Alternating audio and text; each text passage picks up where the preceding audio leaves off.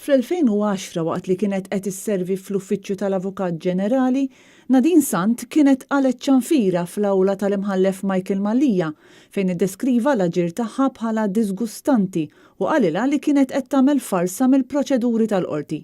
Issa il-mara ta' eben l-avukat tal-Partit Laburista Pawlu Lija, illum Nadine Lija, mistennija tilħaq maġistrat. Dan hekk kif se jinħoloq post vakanti għal maġistrat meta maġistrati oħra se jkunu elevati għal imħalfin.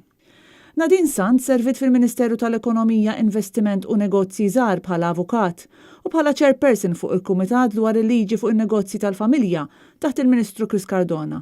U dan l-aħħar ġiet maħtura wkoll bħala regolatur dwar in-negozji tal-familja.